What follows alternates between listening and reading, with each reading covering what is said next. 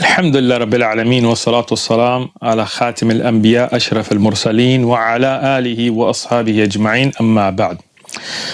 Dr. Zakir Naik and the viewers, first off, I want to say that this is a nasiha, this is not a refutation. And that's very important because we as Muslims have to work together on bigger picture issues. I saw your video originally regarding masturbation, and I spent 1 month trying to get a hold of you because I did not want to record a video. I did not want to refute. I wanted to give you nasiha, some advice about some of the academic errors, which some of them you've admitted to now, that were in your video. Unfortunately, I was not able to get a hold of you. I'm sure you're very busy, so I had to make that video. In response, you made a video amongst your QA session, and I really wish you had just reached out to me. I mean, I'm not difficult to get a hold of. I'm putting my email address in the description.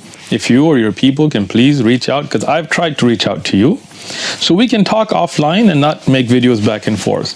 Wallahi, I love you for the sake of Allah. I love what you've done with da'wah, especially towards Hindus and communities that have not been traditionally introduced to Islam. May Allah subhanahu wa ta'ala accept it from you and accept our da'wah that we're doing. I'm going to make a offer to you here and at the end of the video, inshallah ta'ala, and ask Allah to accept it from us mukhlisan, sincerely. If you can reach out to me or give me a number that I can reach out to you. I know you're busy, but it'll be easier for us to talk. It'll take less time from you than for you to make videos and me to make videos. I'd love to talk to you offline. Take off the videos that have the incorrect references and things, and inshallah work together on bigger things. I personally don't get paid for any Islamic activities that I do. I don't ask for money. Alhamdulillah, I work a regular job. The masjid doesn't pay me for my durus. I don't have any organizations or schools that I run. My YouTube channel is not monetized. We don't take money off any videos. The One Message Foundation for Da'wah, I don't take a single penny from them, alhamdulillah. I don't want any reference. I don't need you to promote my channel or mention my name. You don't know my name, that's perfectly fine. All I want is that people should know what is the correct opinions. Meaning, when we reference an opinion, we need to make sure that it is authentic, because you have a large audience. You mentioned the riwayah of Ibn Abbas radiallahu anhuma that was weak. More than 1 million people heard you and assumed it was authentic because you relied upon it, when now you said... This person further went on to say that Dr. Zakir Naik, he respected me, he did du'as for me, Jazakallah, I thank you for that, I do du'as for you too. Then he said that the reference that Dr. Zakir Naik gave of Ibn Abbas, and took out a book, and he quoted Ibn Hazm. And he said, Ibn Hazm says that this is daif. And I checked up. And this brother is right. I would like to thank him for correcting me. First of all, I want to say thank you for accepting the fact that the narration you mentioned was weak, and I'm your brother in Islam. It's just a nasiha. Alhamdulillah. And I'm glad we got that clarified.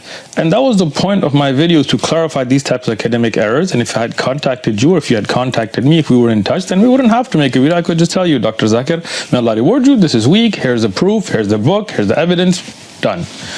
But since we didn't, I pointed that out. The unfortunate thing is, in your response, you put words in my mouth. And I really wish you hadn't, because I respect you.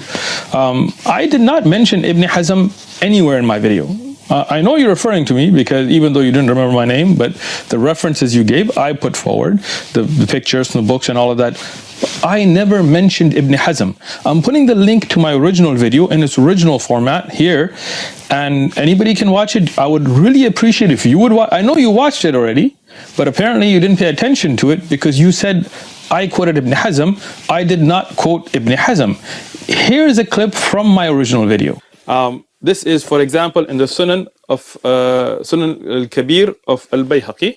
And I'm going to mention from the Musannaf Abdul Razak and also from Musannaf Ibn Abi Shayba. Everywhere this narration of Ibn Abbas is there, I looked up all of them for you. And I'm putting them on the screen.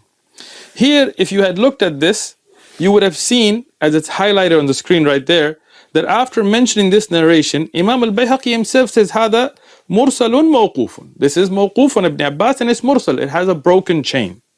The other narration with the different sanad that's there has al-Ajla'. Ajla' was a Shi'i da'if narrator.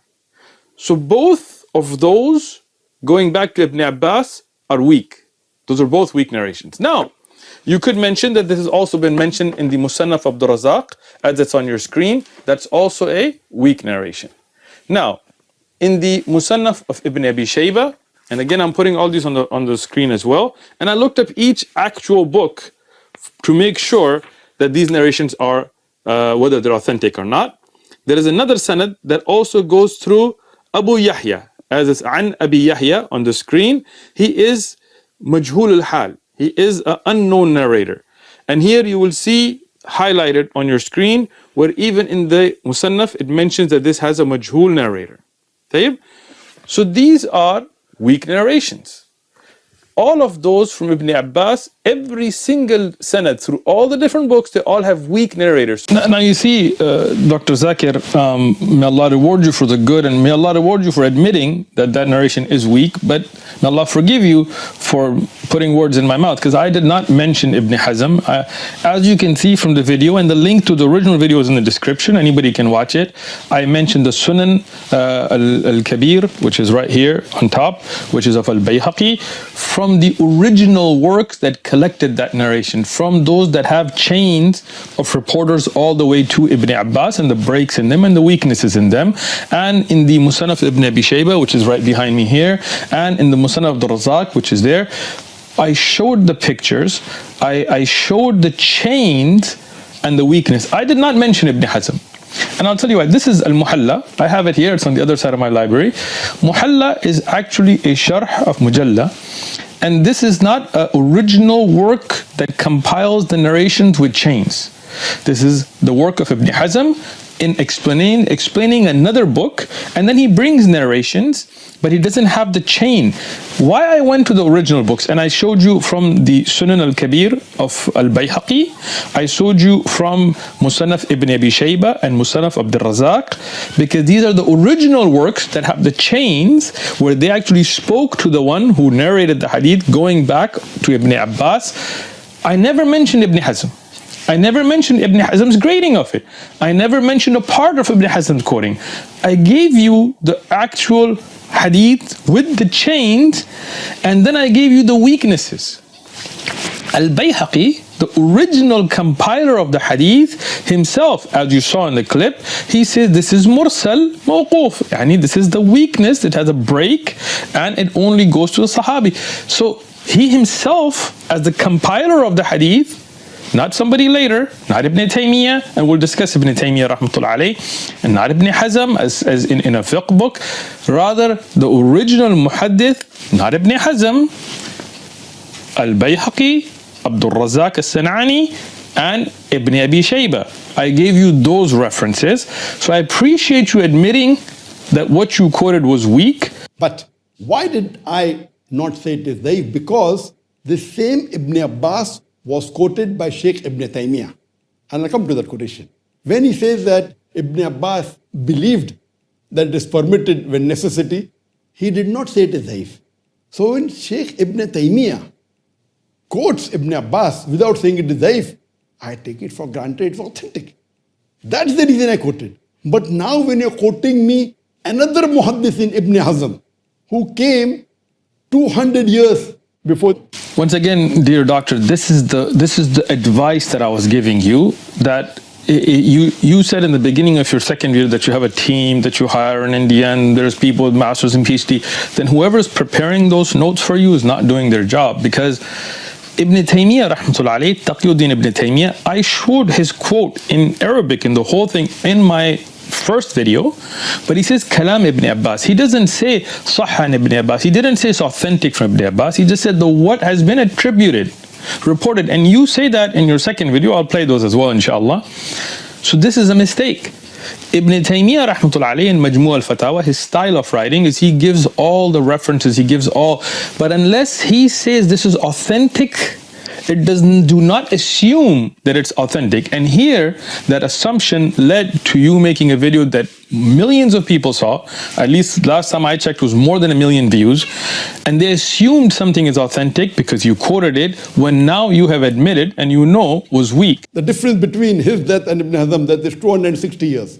Ibn Hazm came towards the end, 996 C, and he died in 1064 C. Exactly 200 years after that, Ibn Taymiyyah was born in 1263 C. And he died in 1320 plus C. The difference is 200 years between the death and the birth, and overall difference is 260 years. And Ibn Hazm, he's a muhaddis. So when the student of knowledge, I don't even remember his name. My name is Uthman Ibn Farooq, in case you watched my video, so you should have known my name, but my name is Uthman Ibn Farooq. When he said that, I checked up. I hadn't read this quotation of Ibn Hazm, that he said that the saying of Ibn Abbas is weak. I checked up, and he was right. I thank him. So inshallah in future, I will not say that Ibn Abbas said that marriage is better than masturbation, masturbation is better than fornication. I not said because Ibn Hazm says it is daif, I agree with it. Well, again, I did not mention Ibn Hazm. Why? I really don't know what to say, doctor. I'm really disappointed, to be very honest with you. I love you for the sake of Allah. I've always admired your da'wah work, but please re-watch my video.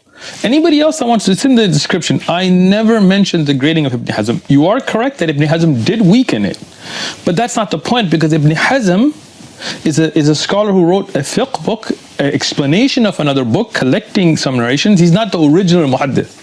I took you back to the original works and showed the weaknesses in the chains clearly. I didn't just depend, and this is why I'm baffled on what this means. But I do appreciate that you have admitted that this is weak, and I hope that now you will take down the original video, because you don't want to be promoting weak narration. But what was shocking to me, this brother who quoted Ibn Hazm, he put a full stop where there was no full stop. Why didn't he continue? That's pretty shocking to me as well, because I didn't quote Ibn Hazm. Doctor, please, fear Allah. You're accusing me of something that you can watch the video again. I didn't do. I did not quote Ibn Hazm. I didn't put a full stop when there's no full stop. I didn't give you a part. I showed you the actual chains. Please, this is an amana. When you go out and make these videos, this is an amana. So please watch the video again. I'm putting the link, original. I haven't taken it, I haven't edited. I even put a clip here. I did not mention Ibn Hazm, nor did I cut any quotes in half. So I'd like to thank you for telling me that the narration of Ibn Abbas is daif, though Shaykh Ibn Taymiyyah has quoted. Because of that I said it is sahih, but Ibn Hazm says it is daif.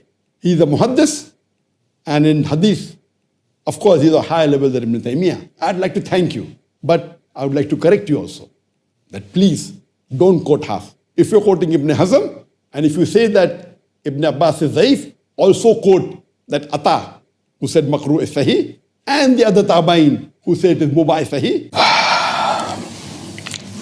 I did not quote Ibn Hazm. I did not quote part of Ibn Hazm. I did not mention Ibn Hazm in my entire video. The whole video is right there. So I do appreciate the fact that you've admitted that the narrations from Ibn Abbas were weak, but I don't appreciate telling me that I mentioned Ibn Hazm when I didn't, or that I mentioned a part of it. And Ibn Taymiyyah, again, as I mentioned, he has many narrations that he mentions in Majmu' al-Fatawa. That's not the place to mention them, where he mentions very weak ahadith, because he's not depending on them. He does not authentic, unless he says that this is sahih. Don't assume that it is sahih, especially when Ibn Taymiyyah in the quote that you later quote, and I'll mention here, he refutes that and says it's haram. So he didn't depend on that statement of Ibn Abbas. Doesn't matter. Ibn Hazm could have authentic. That's not the point. The point is the chain is weak. I showed you the actual chain and what the original compilers, like Al-Bayhaqi, that actually heard from the narrators and wrote it down in his work, As-Sunan al-Kabir, he weakened it. And then you mentioned the narration of Ata being sahih, and it's not sahih, and I had already explained this, but I'll explain it again. But let me take it narration by narration. So you said, I'm giving some more quotations with references of Tabain, Tabain and scholars who said it is makruh or permitted. Amir bin Dinar is narrated to have said, I do not see any problem in masturbation. In Abdul Razak, in his Musannaf, Hadith 13594. If you look up the hadith, I had already mentioned it in my first video and why it's weak. This is hadith number 13594, as you mentioned. This is a clip from my first video. Is by Ibn Jurayj. Ibn Jurayj, when he says qala, he is from the mudallisin, as Ad-Darqutni had said, and he makes tadlis. He skips over narrators who are majruh, who are criticized, who are weak narrators. So this narration is also weak. And that's a clip from my first video. That's why I've put this little sign that says video 1 and 2 here, so you can know.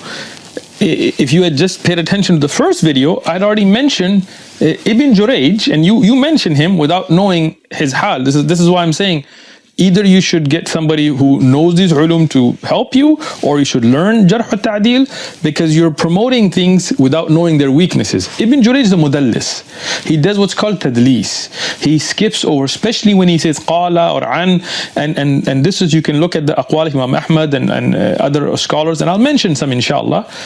So this narration was already mentioned to you was weak in the first video, but you repeat it again, so I'll put this clip again to know it's weak. So let's go to the next one. It's mentioned in Abdul Razak in his Musannaf, in Hadith 13586, that Ibn Jurayj quoted Ata that he considered masturbation as makruh. The funny thing is, you actually mentioned a narration that I'd already discussed, but you actually mentioned Ibn Jurayj, not knowing that he is a mudallis. So hadith number 130586, 13586, same one you mentioned, I have on the screen now from the Musannaf Abdul Razak.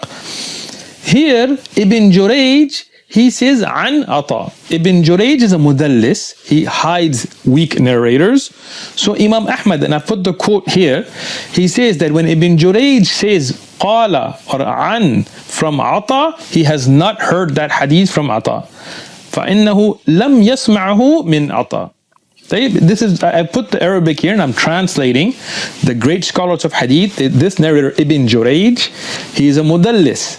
So this narration from Ata is weak because there's a break between Ibn Jurayj and Ata, because when a mudallis says an or qala, this is a break. This is called tadlis. So this is also a weak narration.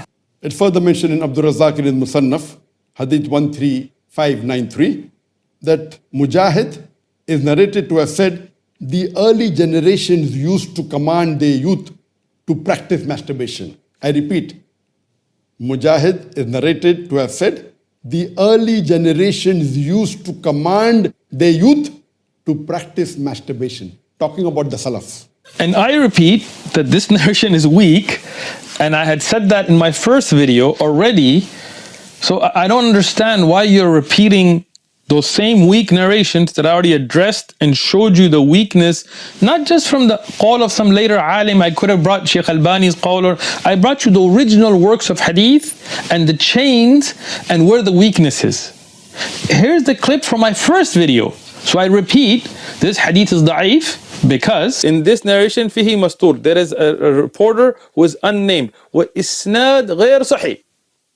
The sanad is not authentic. This report from Mujahid is not authentic. Let's read or hear what Ibn Taymiyyah says in his Al-Fatwa Al-Kubra 3/439.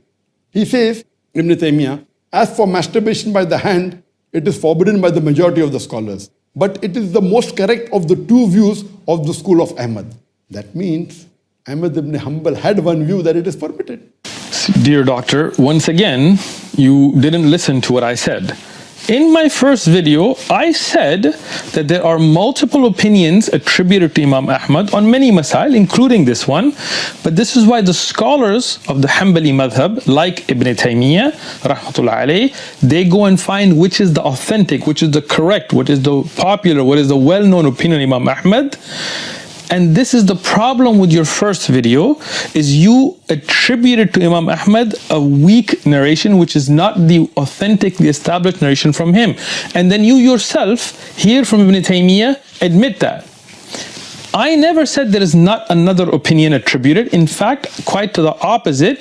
I'll play a clip from my video where I said there are multiple opinions attributed to Imam Ahmed. Madhab, you have to understand how the madhab works. For example, many aqwal are attributed to Imam Ahmed.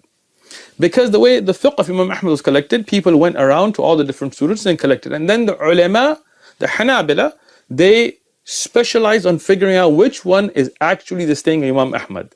Now, I want to play for you your original clip and then your second clip to show the academic error that I was pointing out. The second group of scholars who say masturbation is permitted but comes in the Makrooh category is Imam Ahmed ibn Hanbal.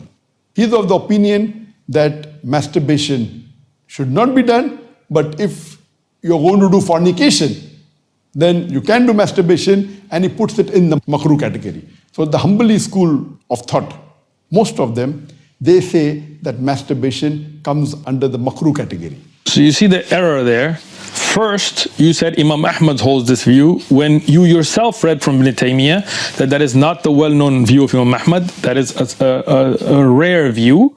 The well-known view, what is authentic from Imam Ahmed, that he considered it haram.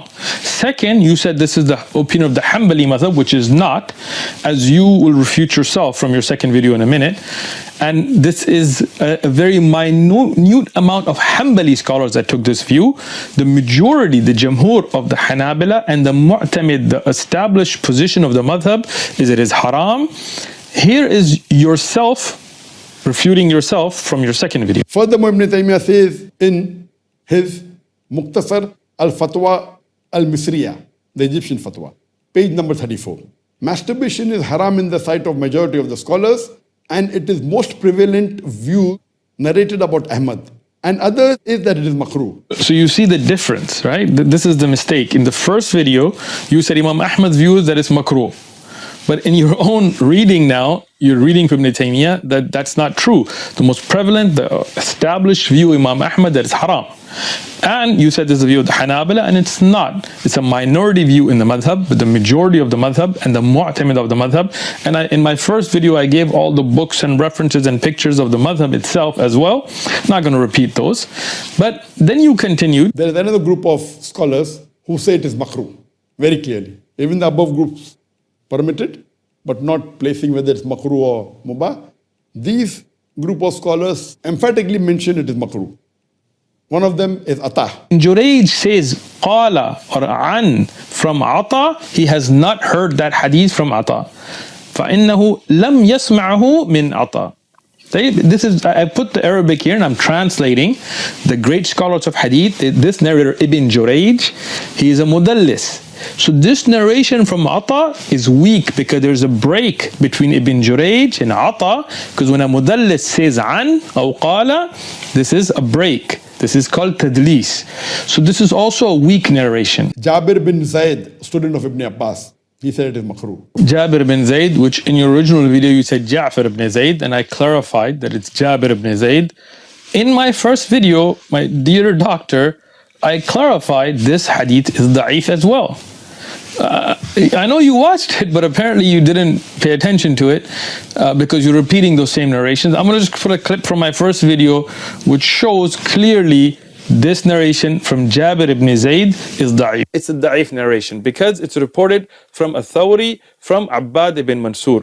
Abbad ibn Mansur, he is from the Shaykh of Thawri, but he is da'if, and there is no other riwayah that takes it to him except through the sanad. So this is not established. It is a weak narration.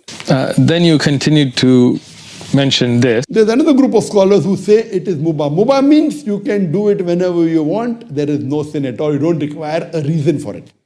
And that list is also quite big. It's not one or two. Mubah. One of them is Mujahid. This is also da'if. I have already pointed that out. Hadith number 13,593, 13593 from Musannaf Abdul Razak. I'm just going to play a clip from my first video because I have already clarified why the riwayah from Mujahid is da'if. In this narration, fihi mastur, there is a reporter who is unnamed. Wa isnad ghayr sahih. The sanad is not authentic. This report from Mujahid is not authentic. Amir bin Dinar, it is Mubah. Then you repeated Amir ibn Dinar, which is actually Amr ibn Dinar. And I've already pointed out the weakness of this twice. Is by Ibn Jurayj. Ibn Jurayj, when he says Qala, he is from the Mudallisin, as Ad-Darqutni had said, and he makes tadlis. He skips over narrators who are majruh, who are criticized, who are weak narrators. So this narration is also weak. So you see, in my first video, I'd already pointed this out. And I gave you the reference from Darqutni, and I've given in this video the reference from Imam Ahmed about Ibn Jurayj. These are all weak narrations, and you're still promoting them. Al-Hasan al-Basri, Mubah. Again, Hasan al-Basri, the narration is weak. These are weak narrations. If you had just reached out, or not just to me, somebody could have helped you look up these narrations, then we wouldn't be spreading weak narrations to the ummah. So here with the narration of Hasan al-Basri, you see it completely skips over a narrator. He doesn't even mention the narrator. He hides the name of a majhul, unknown narrator. So the narration is da'if. Just look up the sanad yourself and just read the wording and you'll see that. Then you said, so to say that not a single tafsir and Fath al-Qadir, mashallah, it's a very famous tafsir, it's a respected tafsir. I do agree that most of the tafsir are silent on this issue. There are many tafsir who say it is haram and masturbation is haram based on this verse. I didn't try and hide that. But to say that not a single tafsir says that masturbation is not included in this verse, this I'm quoting from Shaykh Muhammad Ibn Ali Ibn Abdullah Ash-Shawkani. Then the quote from Fath al-Qadir of Ash-Shawkani. Here's the actual book, Fath al-Qadir of Ash-Shawkani. You misunderstood what I said, and I'm going to play the clip from my own video. Now, once again, my respected doctor, you have totally misattributed a saying. You're talking about Surah Mu'minun, verses 5 to 7, and you say Ibn Abbas radiallahu anh thought these verses did not mean about masturbation. That is not true. Ibn Abbas radiallahu anhuma did not explain these ayah to say that it does not include masturbation. Neither did Imam Ahmed ibn Hanbal. Neither one of them said this about these ayat. You are inferring from a weak narration that has nothing to do with these ayat that Ibn Abbas radiallahu anh would make this assumption, but that's an incorrect assumption on a weak narration that has nothing to do with these ayat. Rather, in the books of tafsir like At-Tabari, Ibn Kathir and so on, if you go through them, you will find that Ibn Abbas radiallahu anhuma did not make tafsir of these ayat in this way. It is not established. Neither did Imam Ahmed ibn Hanbal. Rather, what is authentic and established, and this is from the Sunan al-Kabir of al-Bayhaqi, that regarding these ayat, al-Shafi'i, Imam al-Shafi'i, the great scholar, he said that this specifically means that masturbation is haram. And what we find from Aisha radiallahu anha and others is that they said that anything other than your wife and your amma, to go to any of that is haram. In fact, Ibn Kathir and others all mentioned these aqwal to show the Sahaba and the Salaf took these ayat to mean masturbation haram. No mufassir has presented a qawl of Ibn Abbas or Imam Ahmed to show that these ayat are not in reference to masturbation. No mufassir has presented a qawl of Ibn Abbas or Imam Ahmed to show that these ayat are not in reference to masturbation. Do you see your misunderstanding here, doctor? I did not say that no mufassir said that these ayat are not about masturbation. What I said is, you quoted Ibn Abbas radiallahu anhuma and Imam Ahmed regarding these ayat from Surah Mu'minun, saying that they felt that this was not about masturbation, and that was a mistake. And no mufassir, including Ash-Shawkani in Fath al-Qadir, said that Ibn Abbas radiallahu anhuma or Imam Ahmed ibn Hanbal explained the ayat from Surah Mu'minun saying that this is not about masturbation. That's not about these ayat. Those references about their qawl is not about these ayat. Watch my video again. This is what I said, and let me play your clip so you can understand why I was saying. This is your clip where you said that Ibn Abbas radiallahu anhuma and Imam Ahmed explained the ayah in Surah Mu'minun not to be about masturbation, and that is just an academic error. The verse of the Quran, I do agree with the second group of scholars. For example, Ahmed ibn Hanbal, may Allah be pleased with him, and the other group of scholars, Ibn Abbas, may Allah be pleased with him. I believe with Ibn Abbas' call that it is not haram. And this verse of Surah Mu'minun, chapter number 23, verse number 5 to 7, does not include masturbation. It's not prohibited. It is restricted to sexual intercourse. So the error here is Ibn Abbas radiallahu anhuma, his qawl about masturbation, which is weak to begin with, was not about the ayah. He did not explain the ayah such. When you said that Ibn Abbas and Imam Ahmed felt these ayat were not about masturbation. This is not in any book of tafsir, not in Fath al-Qadir, not anywhere else. In the end, those narrations are weak to begin with, but the referencing was wrong. My dear respected Dr. Zakir Naik, may Allah reward you for all the good that you've done. Wallahi, I still make dua for you. This is not a refutation. This is a nasiha. This is an advice. I'm going to end with just a few points. One, that I love you for the sake of Allah, and I hope that you will reach out to me or give me a way to reach out to you so we can talk and not have to go back and forth. I hope that you will take down those videos with those weak narrations and maybe put up another video that will show the authentic narrations. I am here to help you with that. I never claimed consensus that masturbation is haram. Watch my video. Wallahi, I never claimed ijma', consensus, in my video.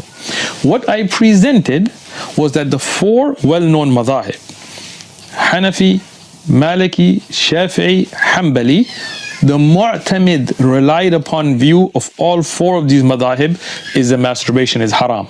There are ulama who from these madhahib and others who held the view that it was makruh, and this is true. I never said there is ijma on this issue. But you had misattributed to the Hanabila in your first video that their opinion as a madhab, the most of them and from Imam Ahmed, was that it's makruh, which is incorrect, and I've given the references. Past that, my nasiha to you was not to use weak narrations, especially when you are leaving out those narrations that mention masturbation to be haram because of their weakness. And I agree with you. That's why there are hadiths that are attributed to the Prophet ﷺ showing masturbation haram, but I didn't mention them. Why? Because they're weak. There is hadith of Ibn Umar radiallahu anhuma showing that tahrim, and that's the strongest of these, but there is still a weakness in it, so I left all of those out, rather relying upon the authentic narrations. Imam al-Shawkani, a great scholar that he is from 1200 Hijri about, right? He died in 1250 Hijri, I believe. This is a very late scholar who has an opinion, and we respect his opinion. But Imam al-Shafi'i is no doubt a greater scholar. He's from the Salaf, he's from the early generations. He is from the Imma who were much earlier and greater in status. And he clearly explained the ayat of Surah Mu'minun to say this includes tahrim of masturbation. In the end, what I'm going to say is, no doubt you have the right to any opinion you like. I have never said you can't hold a view.